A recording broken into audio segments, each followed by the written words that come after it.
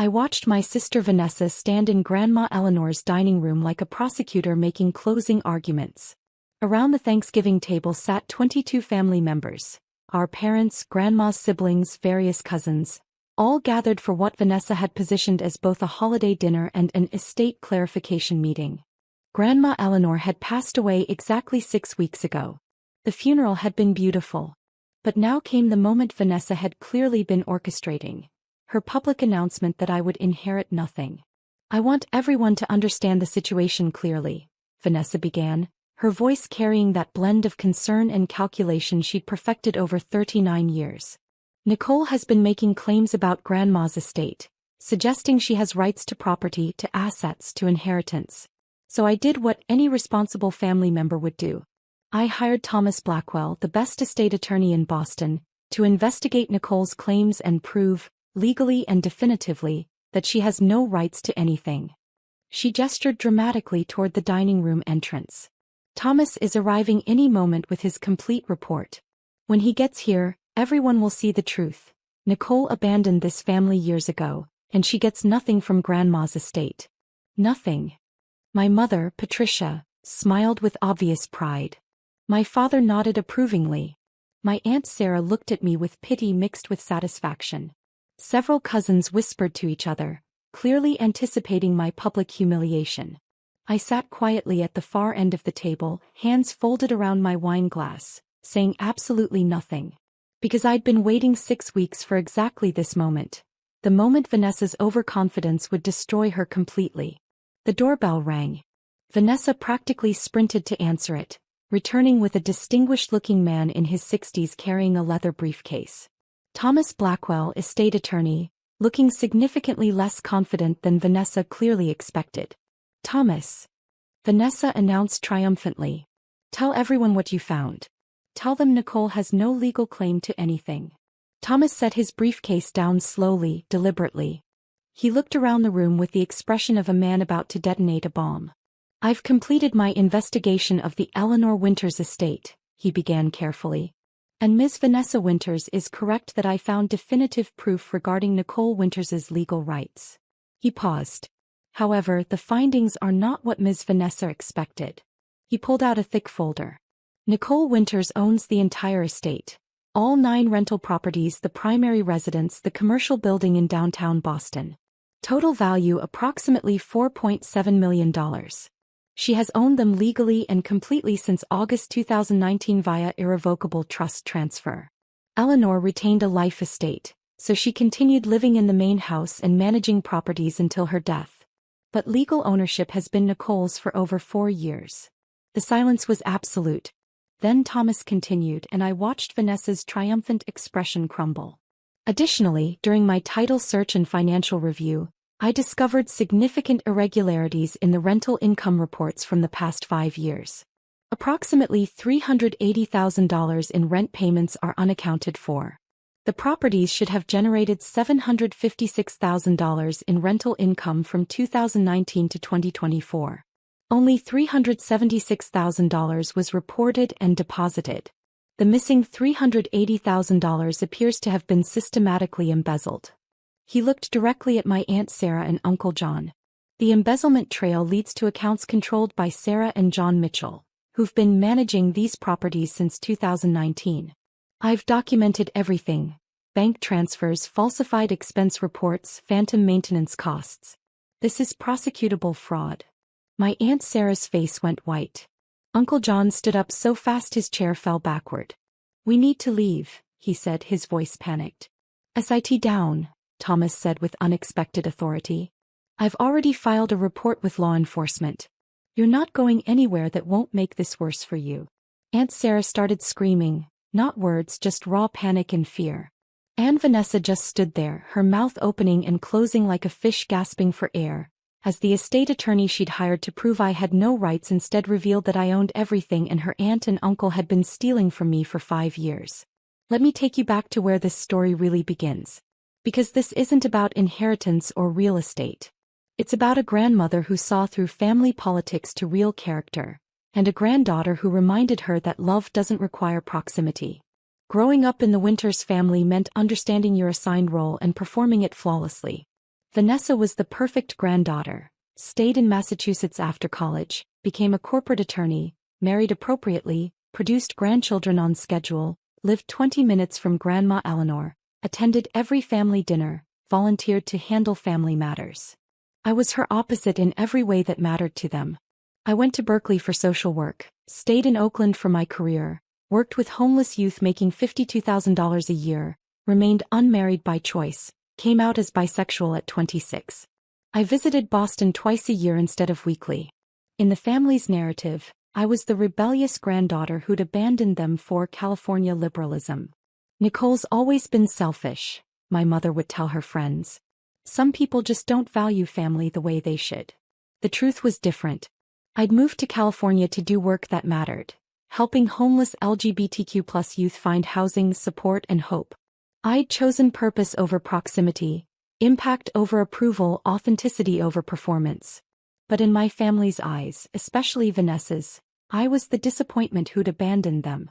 Especially Grandma Eleanor. What they didn't know was that Grandma and I video called every single Sunday morning. 3 to 4 hours without fail. We'd have coffee together across time zones. She'd tell me about her properties, her tenants, her concerns about family. I'd tell her about my clients, my struggles, my victories. "They think you abandoned me," Grandma said during one of our calls in early 2019. "Vanessa tells everyone you rarely call, barely visit, don't care about family.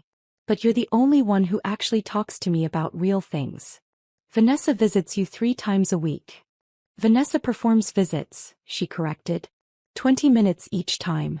She asks if I need anything, updates me on her children's activities, then leaves.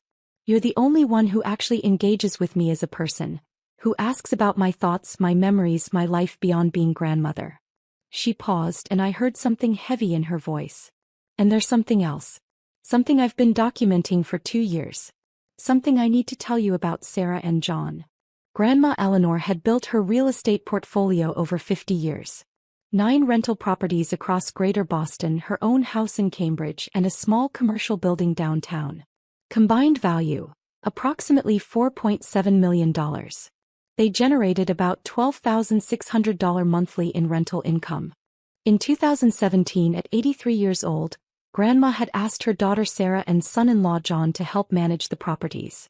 They were local, John had construction experience, it made sense. She'd pay them $2,000 monthly for coordination and maintenance. By early 2019, Grandma noticed something wrong.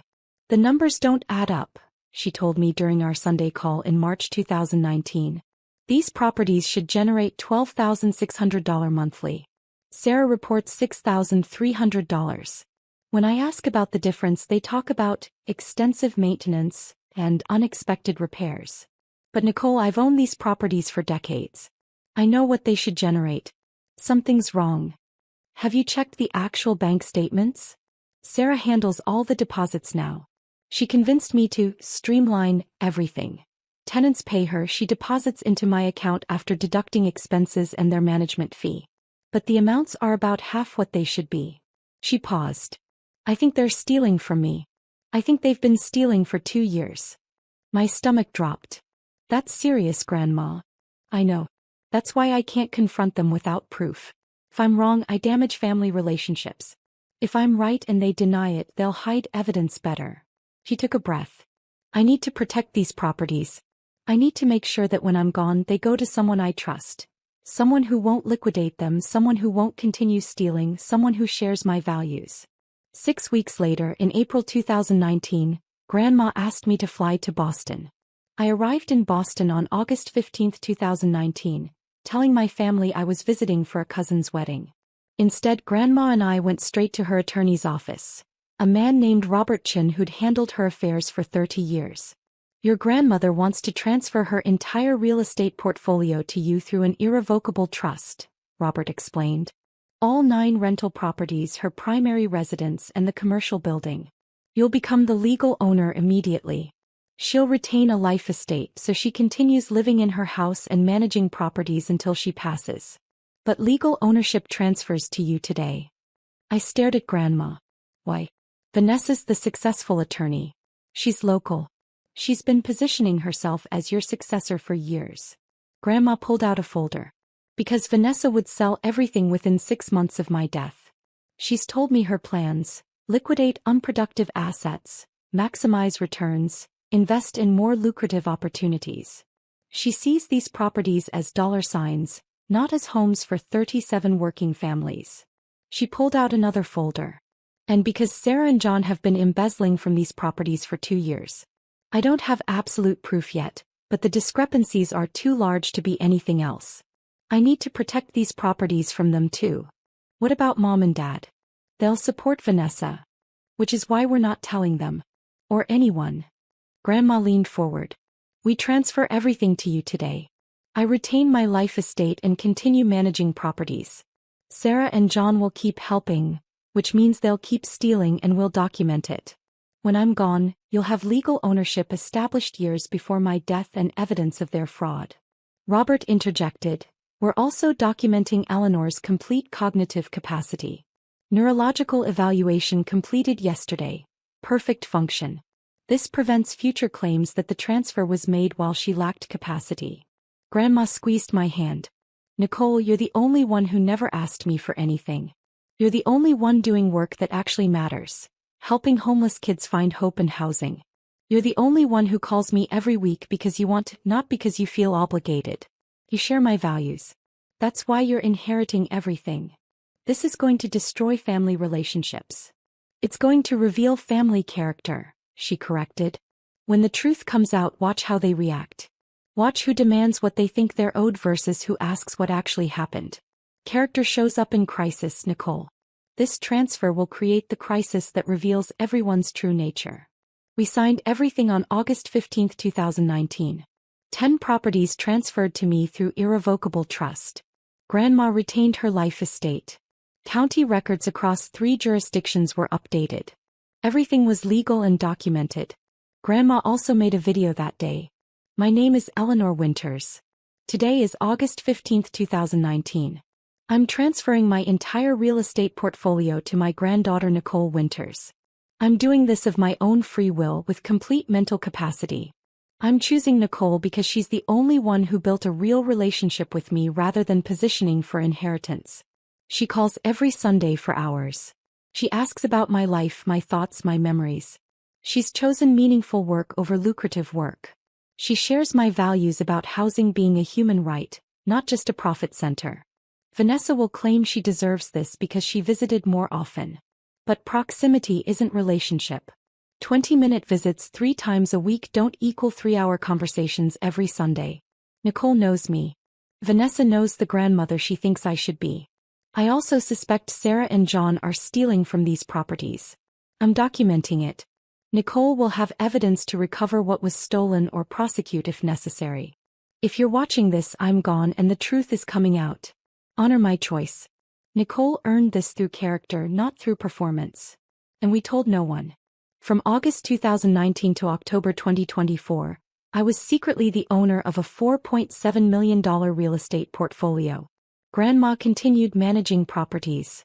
I continued working in Oakland with homeless youth. I continued being labeled the granddaughter who'd abandoned the family. But I was learning. Every Sunday, Grandma taught me everything. Property management, tenant relations, maintenance coordination, Massachusetts rental law, long-term financial planning. And we documented Sarah and John's theft. I hired a forensic accountant named Lisa Martinez in October 2019. She worked quietly, obtaining records through legal channels, interviewing tenants, documenting the embezzlement. The findings were damning. From 2017 to 2024, Sarah and John had systematically stolen approximately $380,000 through multiple methods. Underreported rent. Properties generated $12,600 monthly. They reported $6,300, pocketing the $6,300 difference. Over 7 years, $529,200, but $149,200 was stolen before I owned the properties. So the theft from me was $380,000. Falsified maintenance. They claimed $32,000 for roof repairs that never happened. Contractors had no record of the work. Phantom expenses. They created fake invoices from non-existent companies. Security deposit theft. They collected deposits but never reported them. Lisa documented everything. Bank statements showing deposits into Sarah and John's accounts, contractor testimony about invoices for work never performed, tenant statements about unreturned deposits. This is felony embezzlement, Lisa told me in 2020.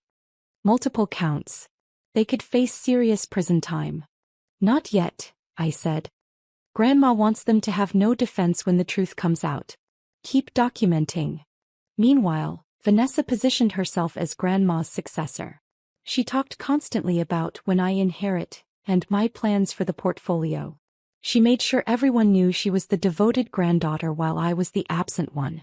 What none of them knew was that every Sunday Grandma and I talked for hours. That I'd owned everything for years. That Sarah and John's theft was being meticulously documented. In September 2024, Grandma was diagnosed with advanced congestive heart failure.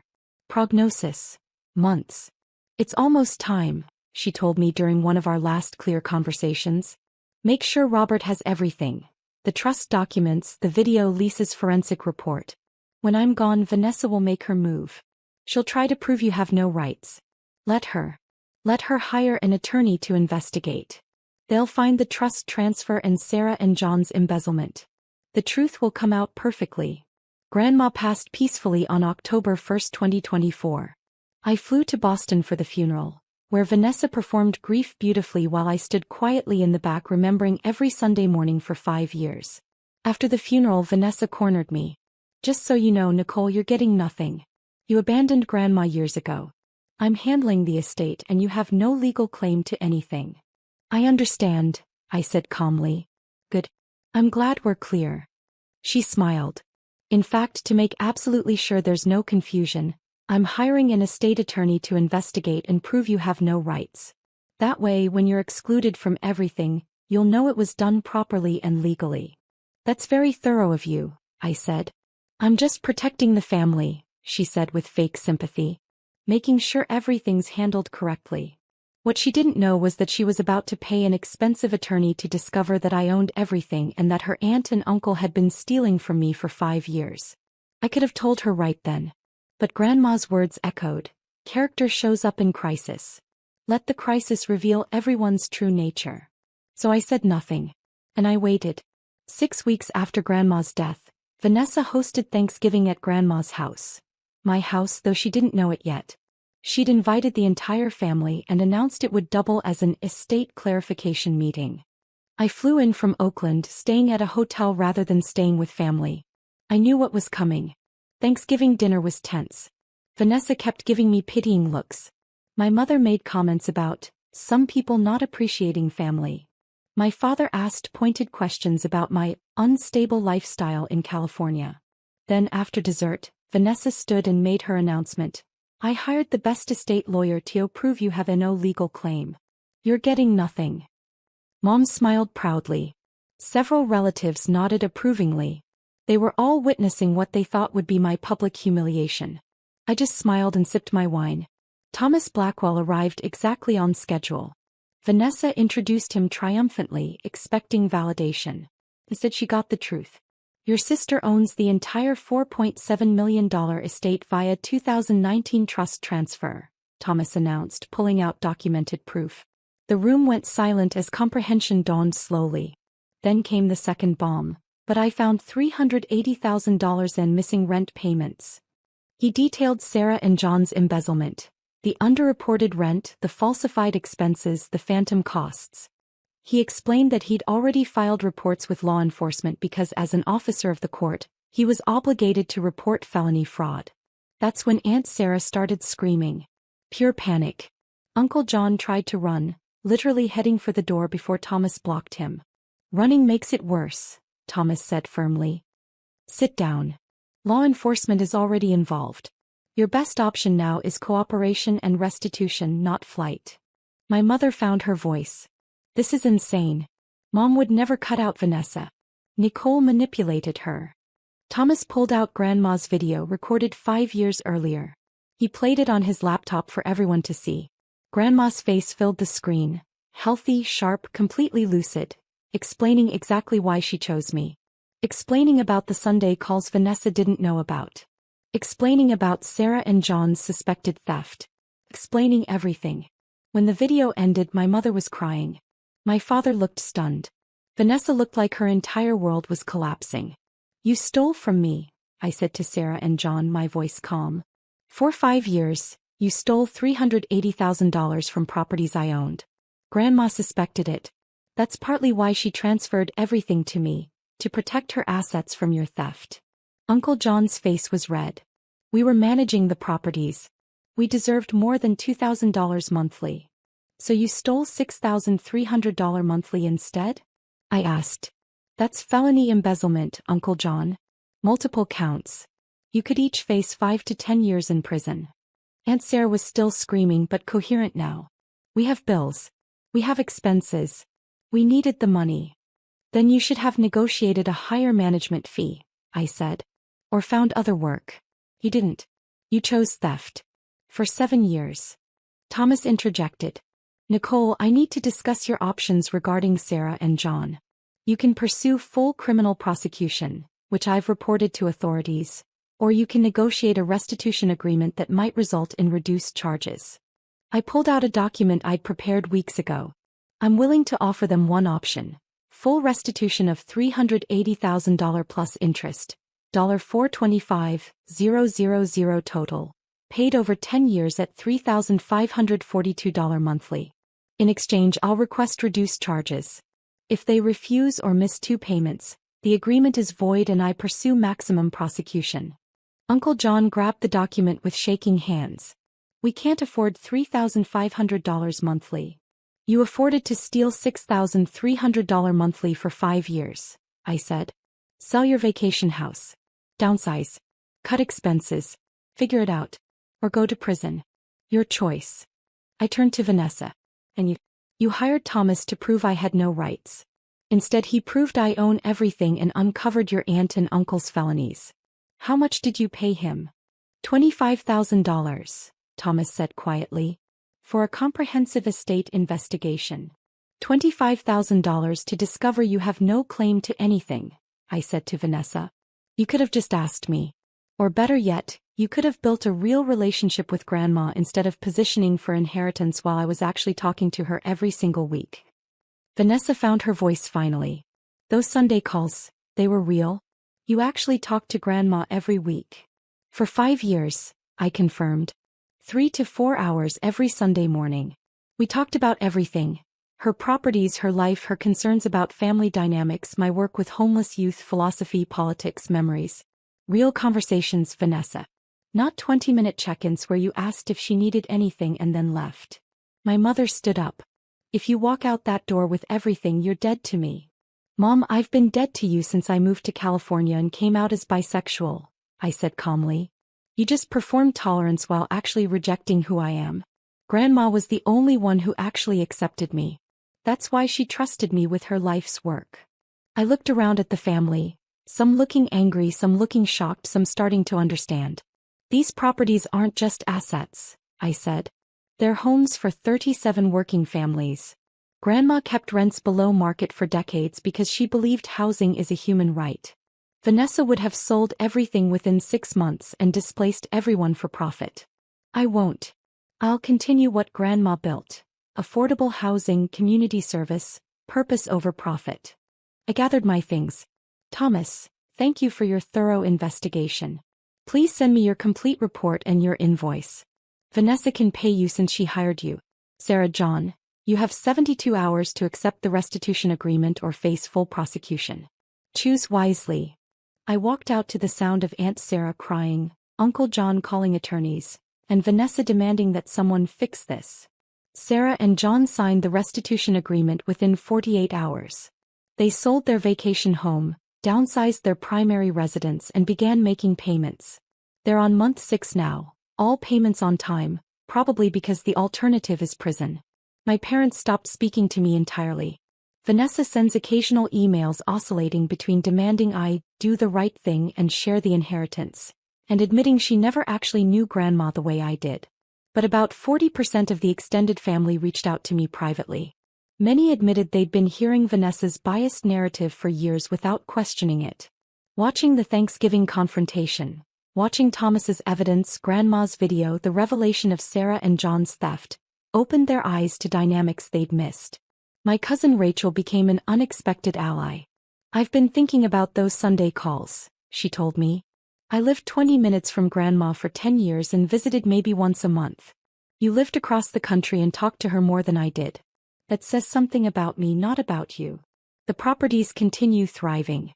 I hired a professional management company in Boston, visit quarterly, and stay deeply involved in maintaining Grandma's vision. Affordable housing for working families, rents below market, community over profit. Kept my job in Oakland. The rental income lets me donate most of my salary to homeless youth programs. I'm doing exactly what Grandma understood, using resources to serve purpose. It's Thanksgiving 2025. I'm not with my parents. I'm hosting my own gathering in Oakland. Chosen family, close friends, several former clients who've become success stories. My cousin Rachel who flew out from Boston. We're having dinner when my phone rings. Unknown Boston number. It's Vanessa. Nicole, her voice breaks. I've been in therapy. Working on everything. And I need to say, I'm sorry. You were right. I performed relationship with Grandma while you built real relationship. I positioned for inheritance while you actually cared about her as a person. Thomas's investigation proved I was the fraud, not you. I listen without interrupting.